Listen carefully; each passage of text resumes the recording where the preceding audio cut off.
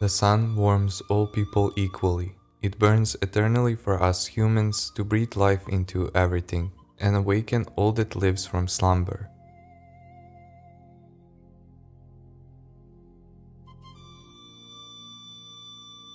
This is how the sun was regarded in the ancient traditions of the southern Slavic peoples of the Balkans. As an agricultural society, the people of the Balkans, by observing the sun and mastering the knowledge of its cycles, ensured the survival of their entire community. In return, the sun provided them with crops, livestock, and water sources. Once this ancient knowledge was mastered, it was passed down as the most important wisdom for all descendants, so crucial that the entire ritual and ceremonial culture was based on the sun. When the first Christian missionaries arrived in the Balkans, they encountered a well-established and authentic religion. The process of fulfilling their mission was long and difficult, forcing them to make compromises with the local population. These compromises are evident even today, as many elements of this old religion have been preserved within Christianity, rituals, ceremonies, and beliefs that are atypical for Christian religious practices. The key that missionary likely found to facilitate conversion was transforming the supreme deity of these people, the sun, into Jesus Christ. Christ's life was already imbued with solar symbolism, making it easy to align with these pre-existing beliefs. It was believed that on a daily level, the sun was born in the morning and died in the evening. The sun would set in the west, entering the underworld or even sinking into the sea. These departures were sad moments, and each new sunrise was met with gratitude. Without the protection of the sun, the night was a time for various creatures and beings to emerge, ones that should not come into contact with humans. In the annual cycle, the sun's death with the arrival of winter was seen as a tragic event, accompanied by a great fear that the sun might not return. As tragic as the sun's death was, its rebirth was the most significant religious moment in the spiritual life of the South Slavic peoples.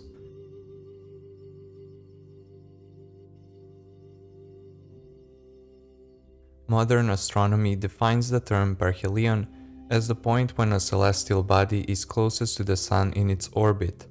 This also applies to Earth, which is closest to the sun between January 4th and January 6th.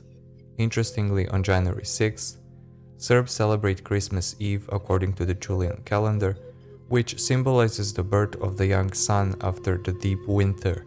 The customs and religious rituals still performed on Christmas Eve can tell us more about the astronomical knowledge of our ancestors.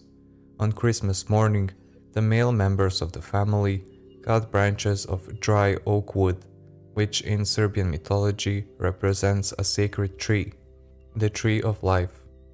This tree, which has died during the winter, is set ablaze on Christmas Eve in a large fire. It is believed that by lighting the sacred tree, a new son, a divine child, will be symbolically born from the flames, signaling longer days and the approach of spring.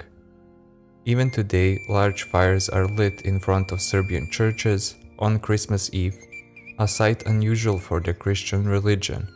This is one of the motifs that perfectly aligns with the life of Jesus and his solar symbolism. Ritual actions accompanied by large flames appear from India, Iran, Armenia to the Balkans. This is clearly an important Indo-European fire cult that manifests ritually during a similar winter period. The very term for Christmas Eve in Serbian language, Badnje veče, has little reference to Christianity. The word badnje in infinitive form, deti, meaning to keep vigil, represents the religious practice of wakefulness and vigilance during important spiritual events.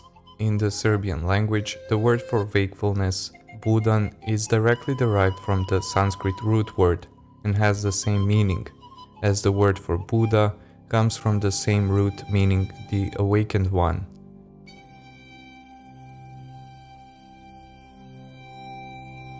the story that sparked my interest in the topic of ethnoastronomy is a mythological tale about the origin of the sun from eastern Serbia.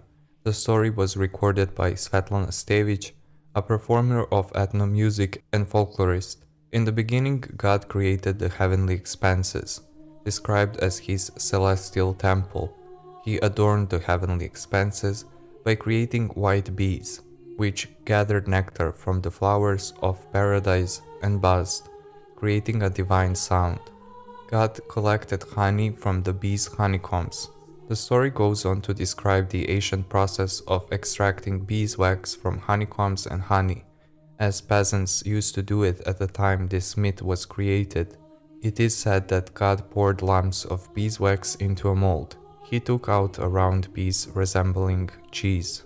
He marveled at it and sent it into the sky with light in his hands, giving it the task to be guide and joy to the world, to eternally shine and warm, and give strength to all living things, awakening them from sleep. Thus the Son of God, was born. This brief myth contains many exceptional layers of Serbian beliefs from ethnoastronomy, motifs from Serbian religion, and symbols that have survived to this day. In Serbian mythology, the sun is often compared to beeswax.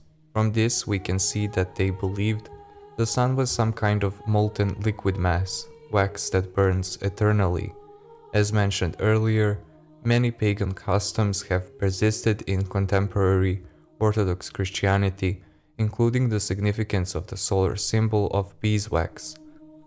During baptism in the Serbian Orthodox Church, a lock of hair from the child is cut and then placed in a bowl of beeswax. In Christianity, this act symbolizes that God gains ownership of the child. However, this is clearly an older ritual symbol, representing that by this act, we become children of the sun, which protects and watches over us.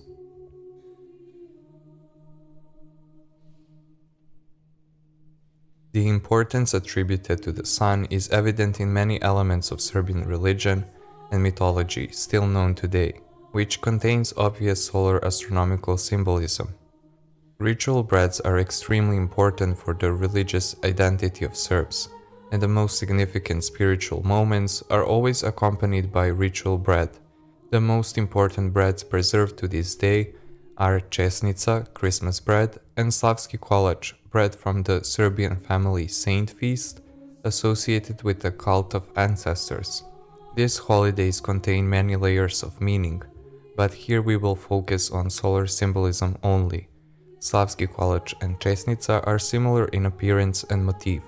In shape and ornaments, both clearly represent the sun. What undoubtedly indicates the solar symbolism is the rotation of the bread. All family members lift the ritual bread, rotating it from left to right. This movement from left to right or from west to east is a religious solar motif. The sun sets in the west and rises in the east. The Christmas bread, česnica, has another important solar symbol. As we have established, Christmas among Serbs represents the birth of the new sun. After the family rotates the bread, they break it into equal parts to find a hidden golden coin that a female family member placed inside before baking. The family member who finds the coin is believed to be blessed with an abundance of luck, wealth, and health that year.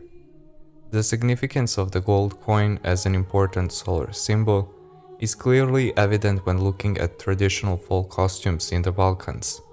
Gold coins, known as stoke, were sewn into the fabrics of fall costumes. These costumes were worn during significant social and ceremonial moments such as weddings and folk dancing. Decorated with these gold metallic objects, they created both visual and auditory effects. The toque would gleam in the sun during the dance, and the metal objects would create sounds in rhythm with the dance, adding another auditory aspect. These are clear expressions of the reverence for the sun and the people as children of the sun.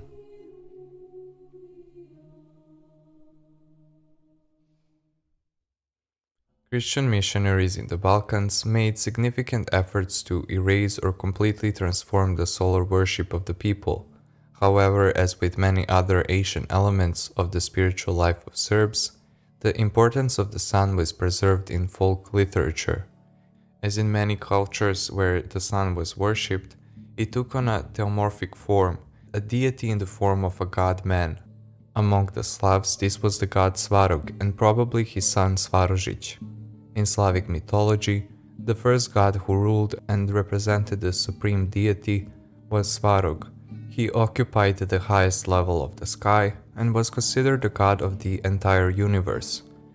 In folk poetry, the sun is described as a young, handsome man with a fair face and dark mustache. This can be seen in an example of a folk song. A girl was weaving a rug with silk threads, and the sun's rays turned into golden threads in her lap.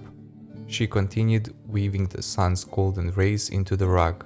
The sun itself appears before the girl in the form of a handsome young man who offered her 3 golden apples. The girl weaving the sun's rays into golden threads appear in other folk songs as well. Some of the astronomical descriptions in epic poetry are represented by young men and women dressed as celestial bodies. For instance, a girl is described as being dressed by the sun, embroidered with stars, and with the moon shining on her head. This is a description of traditional folk attire, decorated with embroidered patterns representing solar, lunar, and stellar motifs. The sun in traditional embroidery is always depicted as a circle, with stylized rings and spirals. A great example of the importance of the solar deity, astronomical knowledge, and calendaric understanding among the Serbs is found in the motifs of the folk epic poem The Death of Duke Kaica. In this epic, Duke Kaica is depicted as the son of the king, a king who, based on certain motifs in the poem, takes on the role of Svarog. Duke Kaica is portrayed as the son of God. This is the sun itself. This can be seen in the poem when the king refers to his son with the words, "My feathered shield of sun." Duke Kaica appears as the last of the 12 dukes, sitting under the king's tent, a symbolic reference to the cycle of 12 months and the movement of the sun beneath the sky, which is symbolized by the king's tent. Duke Kaica, being the last in the sequence, symbolizes the end of the solar cycle, a concept emphasized by his death in the poem. In the poem, there is an opponent, Duke Janko Sibinyin. Duke Sibinyin leads 300 Hungarians and 60 children of Karavala, numbers that clearly hint at the calendaric nature of the poem, roughly 360 days in a year. After a contest of strength, Duke Janko Sibinyin clashes with the king's son, Duke Kaica. The climax of the conflict occurs when Duke Janko Sibinyin deceitfully shoots Duke Kaica with an arrow. Drawing a bow, Duke Janko Sibinja hits Duke Kaica with an arrow in a terrible spot just under the left chest, breaking the golden coins, ripping his heart.